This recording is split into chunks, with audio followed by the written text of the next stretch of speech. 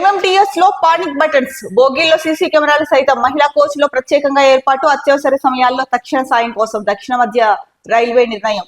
మహిళా ప్రయాణికుల భద్రత కోసం దక్షిణ మధ్య రైల్వే కీలక నిర్ణయం తీసుకున్నది. ఎంఎంటీఎస్ రైళ్లలో పానిక్ మోడ్ బటన్స్ ఏర్పాటు చేసేందుకు సన్నద్ధమవుతోంది. బోగీల్లో సీసీ కెమెరాలు ఏర్పాటు చేసి కంట్రోల్ రూమ్ కు అనుసంధానం చేయనున్నారు. మద్యం తాగి రైళ్లలో ప్రయాణించే వారిని గుర్తించేందుకు బ్రీత్ ఎనలైజర్ టెస్టులు చేయనున్నారు. ఇందులో భాగంగా ఆర్పీఎఫ్ సిబ్బందికి పరికరాలు అందించనున్నారు. ఇటీవల హైదరాబాద్ లో ఎంఎంటీఎస్ రైల్లో మహిళపై లైంగిక దాడి యత్నం ఘటన నేపథ్యంలో ఈ నిర్ణయం తీసుకున్నట్టు తెలిసింది. ఎంఎంటీఎస్ రైల్లో ఒక మహిళపై లైంగిక దాడికి యత్నించాడు ఒక నిందితుడు. సో ఆ అమ్మాయి భయపడి ట్రైన్ లో నుంచి దూకేసింది.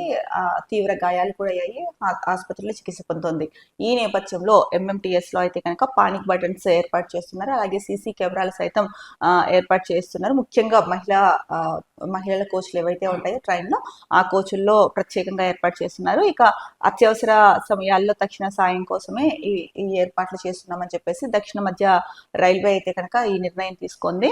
అలాగే అంటే సీసీ కెమెరాలను ఏదైతే ఏర్పాటు చేస్తున్నారో ట్రైన్స్ లో, ముఖ్యంగా మహిళల కోచ్లలో, వాటిని కంట్రోల్ రూమ్ కు అనుసంధానం కూడా చేయనున్నారంట. అలాగే మద్యం తాగి ట్రైన్ ఎవరైతే ఎక్కుతున్నారో వాళ్ళకి బ్రీత్ ఎనలైజర్ టెస్ట్లు కూడా చేయనున్నారు అని చెప్పేసి ముఖ్యంగా ఇచ్చారు. ఏదేమైనప్పటికీ కూడా ఎంఎంటీఎస్ ట్రైన్స్ లో అయితే కనుక ఈ సీసీ కెమెరాలు ఏర్పాటు చేయడము, వాటిని కంట్రోల్ రూమ్ కు అనుసంధానం చేయడము, ఎవరైతే డ్రింక్ చేసి ట్రైన్ ఎక్కుతారో వాళ్ళకి బ్రీత్ ఎనలైజ్ టెస్ట్ చేయడము, ఇదంతా కూడా ఒక మంచి నిర్ణయం తీసుకుంది దక్షిణ మధ్య రైల్వే శాఖ అని చెప్పొచ్చు. చెట్ల నరికివేత మర్డర్ కంటే దారుణం.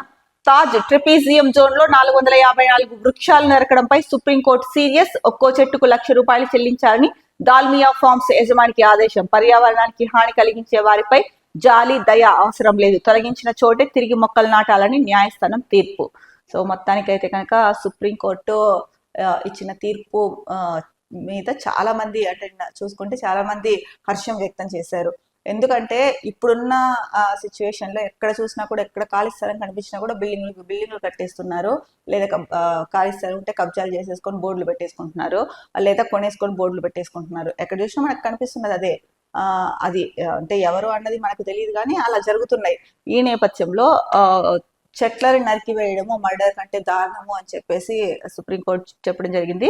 తాజ్ ట్రెపీజియం జోన్ లో 454 చెట్లను నరికారంట. అసలు ఎంత ఘోరం! 454 చెట్లను నరకడం అంటే, ఒక మొక్కని నాటిన తర్వాత అది పెరిగి పెద్ద చెట్టు అవ్వడానికి ఎంత సమయం పడుతుంది. అలాంటి దాన్ని 454 చెట్లను నరకడము, అసలు ఎలా వాళ్ళకి చేతులు వచ్చాయి కూడా అర్థం కావట్లేదు అన్ని చెట్లను నరకాలనేసి. దీనిపైన సుప్రీంకోర్టు అయితే సీరియస్ అయ్యింది. ఒక్కో చెట్టుకు ₹1,00,000 చెల్లించాలి అని చెప్పేసి దాల్మియా ఫార్మ్స్ యజమానికి అయితే కనుక ఆదేశం ఇచ్చింది. ఇంకొకటి, పర్యావరణానికి హాని కలిగించే వారిపైన దయాజాలి చూపించాల్సిన అవసరం లేదు. ఏ మొక్కలైతే ఇప్పుడు ఏ చెట్లనైతే నరికారో ఆ తొలగించిన చోటే మళ్ళీ తిరిగి మొక్కలు నాటాలని కూడా న్యాయస్థానం తీర్పిచ్చింది. ఇక జపాన్ లో అయితే కనుక జపాన్ సర్కారు ఒక నిర్ణయం చేసింది.